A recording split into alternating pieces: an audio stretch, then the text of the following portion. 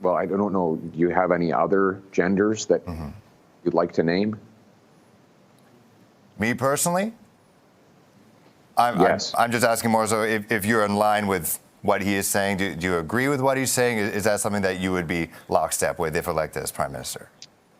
Well, I'm not aware of any other genders than men and women. I mean, if you have any other that you want me to consider, you're welcome to tell me right now. Well, there's personally, I am a man. There's this saying where if you want to know something about somebody, stop asking them questions and just observe them, listen to them, because they will tell you. If you ask them questions, they might tell you something completely differently, but what they do, that is what truly matters. And we have a few of the cringiest, most insane versions of that because the Liberal Party is eating itself alive right now. And I have a lot to say about that. We got Chrystia Freeland, Mark Miller, other Liberal members or NDP members, whatever that is these days, and an interview that Poilievre did that is going very, very viral here in Canada. We're going to break that all down on today's episode of Over Opinionated. I'm Jasmine Lane. Subscribe to the channel, like the video, comment your thoughts down below, and you can also give me a follow on other social media platforms as well. It will henceforth be the official policy of the United States government that there are only two genders, male and female. Screw it. Let's start this off very hot today. So within the first 24 hours of Donald Trump being president of the United States again, he signed it into law that the United States will only recognize two sexes, male and female, that are unchangeable, is what he ordered on Monday. He also very swiftly moved to put an end to all sorts of policies in terms of DEI, anything at all promoting racial equity, and also policies that protect rights for 2S LGBTQ plus individuals. Now, to be fair, there are already laws that protect all of these individuals as they are first and foremost human beings, and we do have laws to protect our neighbors. The order that he signed made it so that all government-issued identification or documents has to clarify your sex, not your gender, male or female. That's it. There's no X in that category. There's not like 75 different options to choose from with words most of us don't even know how to pronounce. It is just the two, male or female. And if you've been on the internet at all over the last couple of years, you would know that this is an incredibly controversial and divisive topic. For reasons why I don't really know. Oh, you know what? Actually, if you follow the money trail, I can definitely understand because boy, oh boy, there's a lot of people who have gotten very rich for pushing this ideology. And there are also a lot of people who have found themselves to once be losers and now feel as though they are incredibly popular because they've made it so that it's basically illegal for you to criticize them or tell them that they're wrong and they have this insane moral superiority over you due to this. Anyway, though, this obviously has caused a lot of reaction. Should Canada amend the Safe Third Country Agreement for trans Americans who come to our borders seeking refuge? On that note, I think it's really sad for the folks in the States right now that heard the president basically say that they don't exist or that their reality or their identity is no longer recognized. It's really scary for a lot of folks. And I just want to acknowledge how scary that must be for people who heard that, who now feel really alone, who feel really afraid. I think what Canada's always done is shown as a country that we are there for people when they're in their times of need. That's something that's been a point of pride of Canada. So looking at the third country, that agreement and how we can amend it, it's been something that we've been considering for a while. We've raised concerns about the agreement. What a crazy radical response that was from Jagmeet Singh because, yeah, nobody is denying that anybody exists at all. And we don't want you to live in your reality. We just want you to live in reality with the rest of us. And we're still going to love you and respect you and treat you well. And you can still live your life exactly as you see fit. And, you know, it's kind of funny talking about that agreement and, oh, well, does this mean that the United States is now a threat to these people? Here's what Immigration Minister Mark Miller had to say, which I think is so laughable. I still, at the same time, believe that despite a lot of the pronouncements that have been made in the U.S., a lot of the rhetoric during the campaign, that America is still a safe country, and that's what we expect. That's how we expect it to behave according to the terms of the agreement that manage our border and make the border safe. People that do present themselves to the border in an irregular fashion will be dealt with under the terms of the Safe Third Country Agreement and removed accordingly. With respect, though, I have to kind of push back on that because I think yesterday there are a number of Americans who might not feel safe. And it's not speculation, right? It's the removal of birthright citizenship. It's the removal of the ability to call yourself anything other than a man or a woman. I chose those two specific cases because it's not speculation, right? And I'm wondering, upon further examination, and as you see this play out, if you and your government are open to further exceptions to the agreement. Again, I'm not going to speak about that publicly, Vashi. That's something that is typically negotiated with Why not? the U.S. There is a judicial process that applies to it because it's a specific set of instances that I'm not going to venture any speculation on at this point. To suggest that the U.S. is not a safe space for trans people, for the LGBT community, I think is a bit of a bridge too far. Whether they would be then entitled to a successful asylum claim in Canada would be highly speculative. But again, Canada is a safe country. The U.S. is a safe country. We monitor what goes on in the U.S. On a constant basis, almost on an obsessive basis. We're not going to sacrifice our principles in Canada simply because the administration changes, but the smooth administration of the border and how we behave under the Safe Third Country Agreement, I don't think is in question as part of this discussion.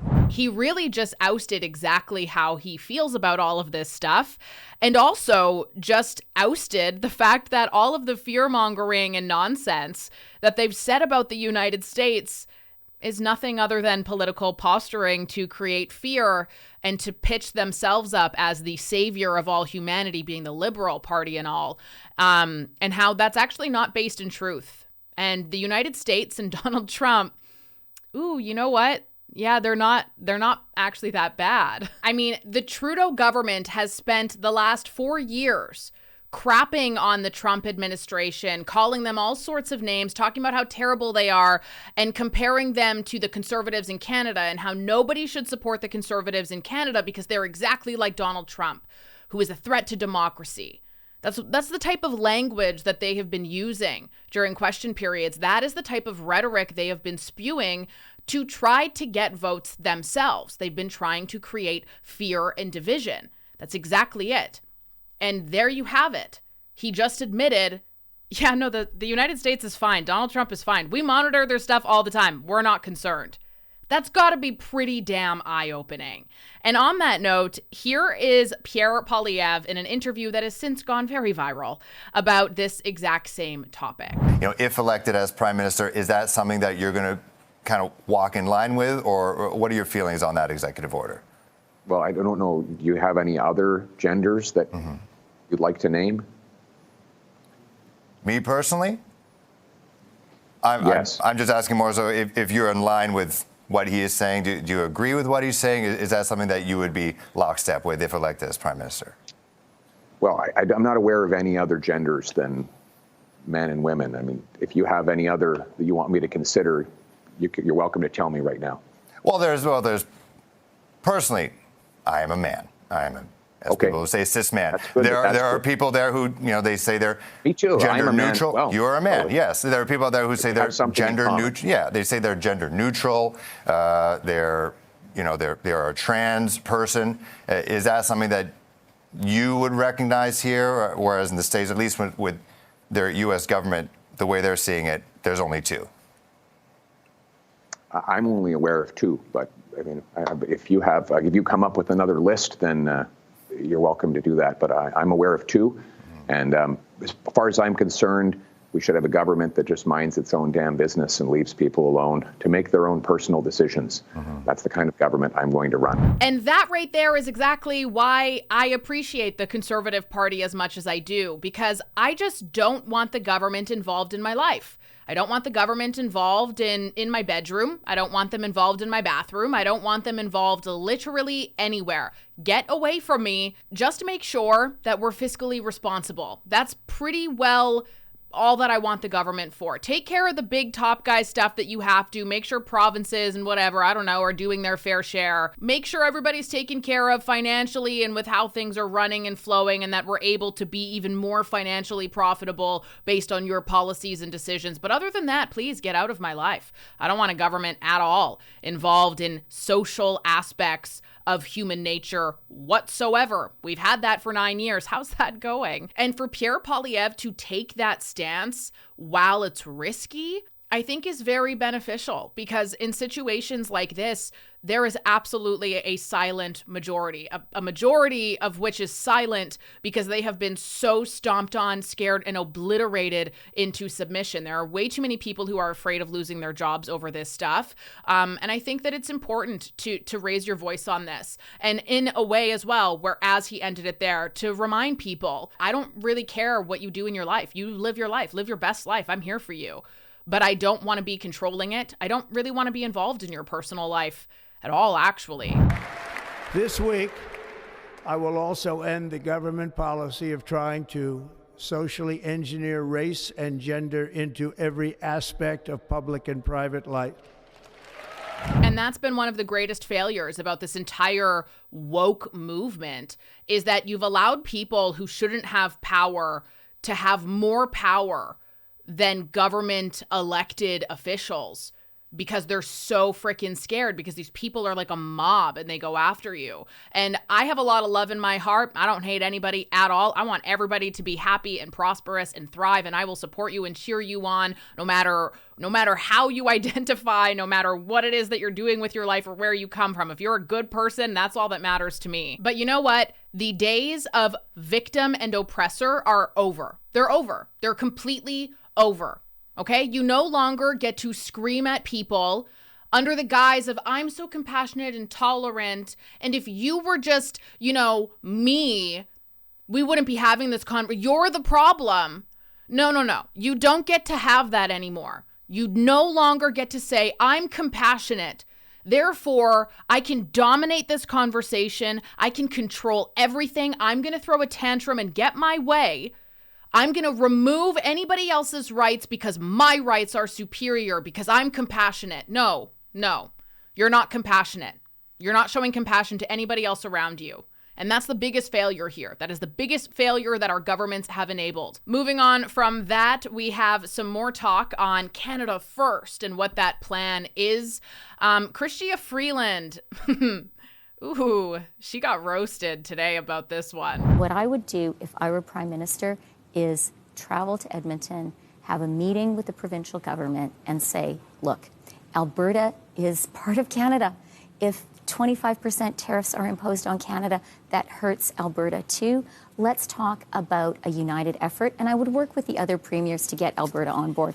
I know that I could do that. But to Premier Danielle Smith's point, your government over the last 9 years has foregone opportunities to diversify our market. Energy East, the Northern Gateway pipeline, those would have expanded Canada's access to other markets, but now we are incredibly reliant on the U.S. as an export market for Canada's oil. It was in your government's determination that those products were not in the national interest, but now it's in the national interest to use Alberta's oil as leverage. Is there no culpability there? Well, actually, I'll tell you what I say to Albertans, which is I am the minister who got the TMX pipeline built. Let's not forget that the only reason why the government purchased the pipeline in 2018 for $4.5 billion was after Kinder Morgan threatened to cancel the project. Since then, the government has very much attributed to the ballooning construction costs, which have risen to over $30 billion, according to reports that I was able to find. And of course, taxpayers are now funding the bill for that, because it was bought by the government, right? And why is it that Kinder Morgan even threatened to pull out of the project to begin with? Well, that was actually, again, due to the government. They had a whole bunch of issues in terms of regulation, legal uncertainty, political opposition, and then the government stepped in, making it now a publicly funded project, which, again, they purchased for, a little over $4 billion, and they had estimated at the time that it was going to be around $7.4 billion to complete the project by 2023. However, that amount skyrocketed to over $30 billion of taxpayer dollars now due to regulatory and legal hurdles. There were tons of costly delays that were due solely to environmental reviews, court decisions, permitting requirements, all of that stuff that the government imposed on this project, which increased the cost significantly. Also, thanks to inflation and supply chain disruptions that occurred, labor shortages, all of that increased the cost of the construction of it as well. And because the government had to borrow money for the project because they didn't have the money for it, they also owe interest on that borrowed money. Not they, sorry. We, us, you and me, the taxpayer, are the ones who owe the interest on that. And yeah, those borrowing costs have been no joke, which again rose the project from an expected completion amount of $7.4 billion to over $30 billion. Yeah, we should probably cut down on bureaucracy. I think Pierre Poilievre might really be onto something there. I have like 30 seconds left. So very quickly, you are saying now you are going to axe the tax. That is something that you have ridiculed the Conservatives for when it comes to the consumer price on carbon. You have ferociously defended it. That's going to be a hard sell to Canadians. I disagree. I think, first of all, we all know climate change is real. We all know we need to act on climate. And I know all Canadians really get that. But politics is also about listening to people. And it's actually a wrong attitude to think you're always right and that your job is to tell people how wrong they are and how they don't understand stuff. Even giving her the benefit of the doubt in, you had some drama happen with Trudeau, you got ousted, they removed you from the World Economic Forum recently, and, you're hurting, you got some struggles, whatever. Let's give her the benefit of the doubt. Even with that, girl, it's too late. Sorry, you should have realized this, I don't know, probably like at least 7 years ago. I'm Jasmine Lane. This is Over Opinionated. Thank you so much for watching. It would be even cooler if you subscribed if you haven't already. Of course, no pressure. Your view means the world to me, exactly as it is. You can also comment your thoughts down below, like the video, and give me a follow on other social media platforms as well. And I will talk to you very soon.